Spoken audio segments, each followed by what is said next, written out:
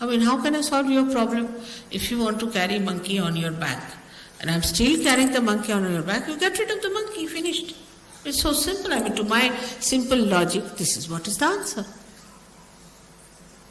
Why do you want to carry the monkey and then come and tell me, Mother, I am carrying the monkey? I can see it.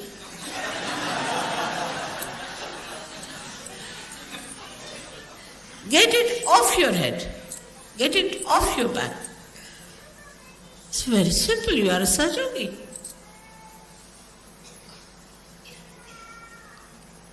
And this is what I found about Russians. They didn't have any monkeys, really. Very surprising. I think there are no monkeys at all there. None of them. No private problems, no public problems, no any other problem, nothing they discussed, nothing.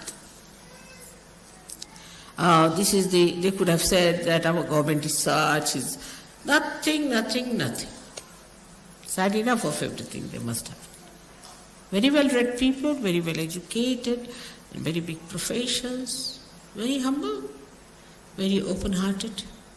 They just wanted realization, that's all. They said, you have come here for our liberation. They would even touch my sari like that. Place I walked, they would touch. Just imagine. Who has told them about vibration? I never said I am Adi Shakti. How did they recognize me? They developed that strength within themselves, that Shraddha. And they never talked about God in that country.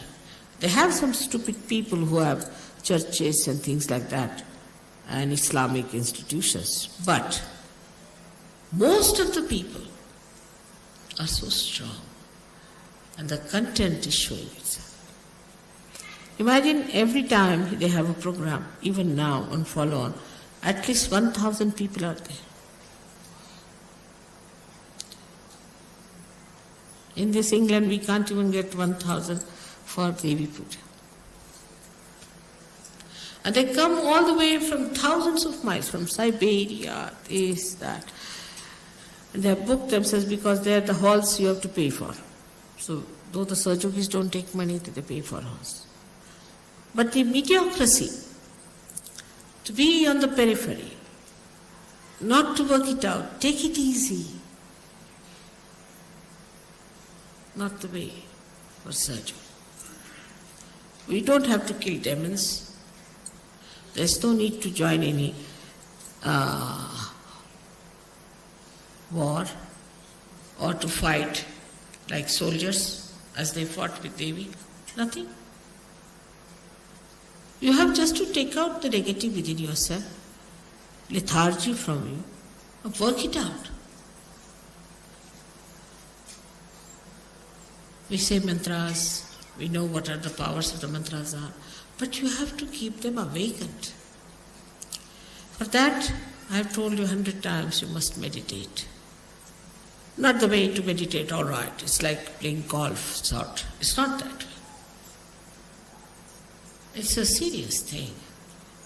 You're worshipping Adi Shakti with that complete understanding and dedication.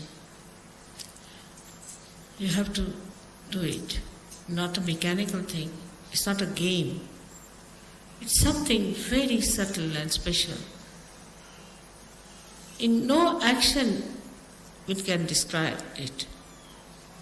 It is just a very deep feeling. To that depth, no other feeling goes. With that feeling, you have to meditate. And then see the results. Many people say, I've done this, Mother, I've done that, still. Because you are not deep enough. It's not how much you pray. It's not how many words you use for prayer. But it is how deeply you have touched the feet of the divine. That is important. So today we have to see that Devi is using her sword to pierce through our heart so that all negativity runs away, and through that she wants to plant the lotus for Shiva to settle down. She wants to take away all that ugliness from within.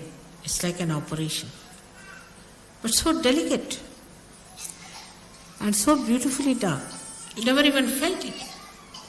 The other day, somebody gave me a book on the Devis, and the vibrations are called as pan, that means pulsation. It's correct, no doubt. And it's called as anahata in Sanskrit language, meaning without percussions. But I was reading that book, I said it's like going round and round, up and down, going into this maze, that maze. How can anybody understand this book is so drama? While I have said all these things are much more than this, and they know it so easily. If you read that book, 2 pages you'll get a headache, I tell you.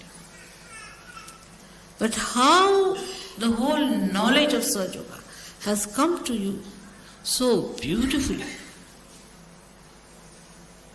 It's very remarkable.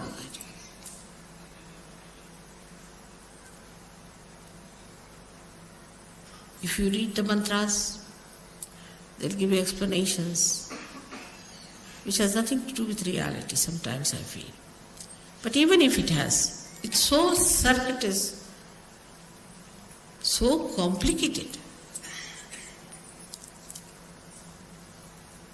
I would say Adi Shankaracharya realized it, and that's why he gave up the idea of writing any treatise. He said, let's make it simple, the praise of the mother, finished. If you praise the mother, everything you get. But I find that's not so. It's easy. See, human beings are great experts. They can be just like radios, praising. Nothing goes inside the heart.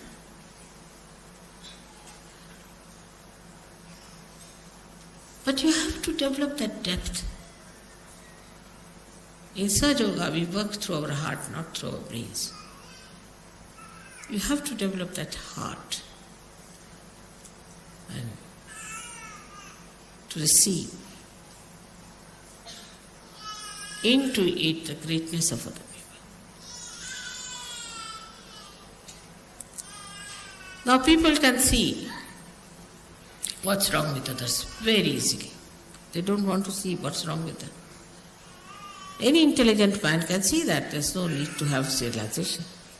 But a wise person sees what's wrong with him and he trusts. He trusts himself then because he's wise. He doesn't doubt. He knows he's wise.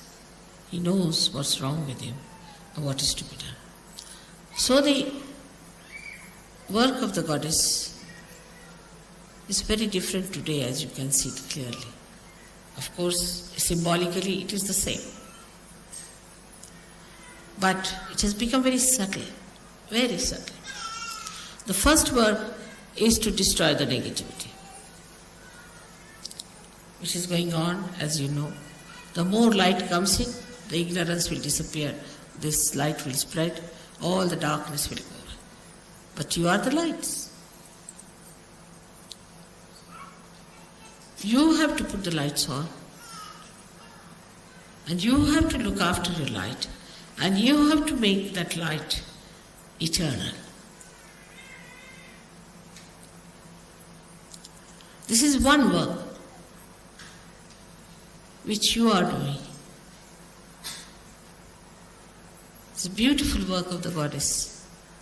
You are doing is to spread light, enlighten people. The negativity that is around you is not so dangerous as whatever is in you. Today it has become subtler. The negativity has become subtler. It's entered into your being. And be careful. It may any time topple you. Even one step you do not put right when you are climbing up. You can go down. So one has to be alert, without tension. You have to be alert without tension. And the alertness grows when the light goes within, you start seeing. Immediately you see, oh, that's it.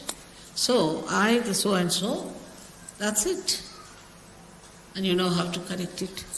And you know how to put it right. And immediately you take to it. Like a good sari now has something fallen on it. Immediately you clean it. In the same way, we have to be very, very alert. Daksha is the word for that. Now this was the work of the goddess before. Goddess used to give enlightenment and goddess used to be alert for you. She puts it like a tigress for her children.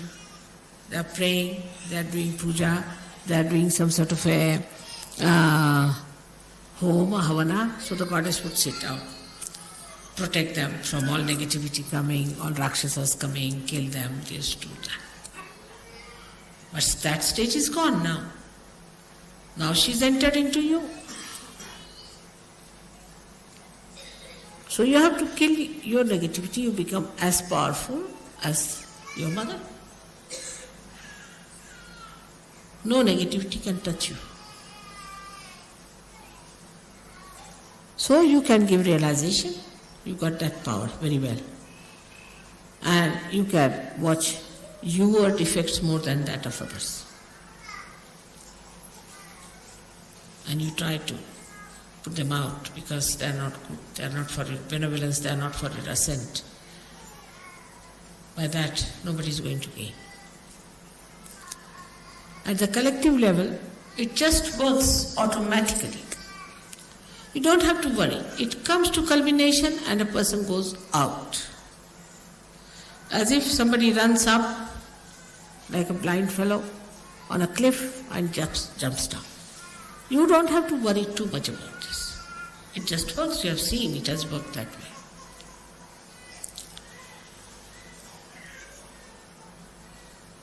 Now another quality that you have, to believe that Goddess is working through you. In you she resides. You have got the powers. It's penetrated into you. Is that you can comfort people. You can cure them. You can give them peace. You can give them bliss. But then what Goddess has done in you is that she has given you the bliss. You have become bliss. Like they say a cool air conditioner, you get the cool from there. In the same way, if you are emitting bliss, you give bliss to others. But there is no bliss within yourself. But what bliss you can give to others? So a Sahajogi has to be a blissful like the Goddess. You see, she has very extreme characters, as you must have known that. She's extremely cruel. She can be very cruel. And she can be extremely gentle. Like 2 ragas of yesterday. She could be extremely harsh. Extremely harsh. Beyond all human expectations. And she could be extremely mild.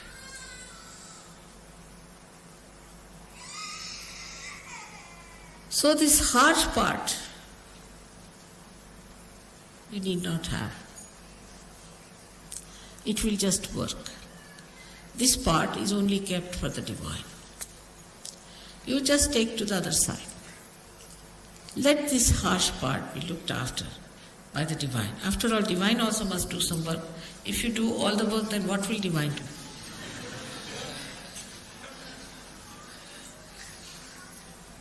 So the divine will look after that part. So you have to enjoy yourself as the Goddess enjoys herself. Enjoys her place, enjoys her peace, enjoys her everything. her creation, her children, their love, everything she enjoys, in the same way you have to enjoy.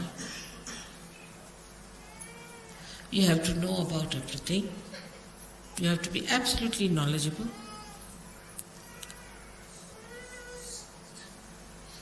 And nothing more is needed but just to say that, "Oh Divine, please protect us at the most." Even if you don't say it's all right, you're looked after.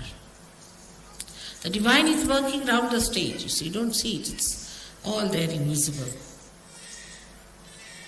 And you are on the stage. So they are looking out what to focus light, where to put, what light to put, what is to be done, what is to be changed around, everything they are arranging. You are nicely here. So you need not do all that work. You do your work of acting and saying dialogues. That's your work. Let them do their jobs. They are doing very well. They are excellently placed and they are experts. So to leave certain things into the hands of the Divine is what we call a surrender. And that much of is if done, then most of your things will work out so miraculously. You're amazed, how, Mother, how it has worked out. We never expected. How things we got it done. There's a very, very big force working. The force, the energy, which is the source of all the energies, which has created this great universe, which has created this Mother Earth, created this sun, which has created you very delicately. This force is working. And that force is looking after you, so proud of you that you have come on the stage now.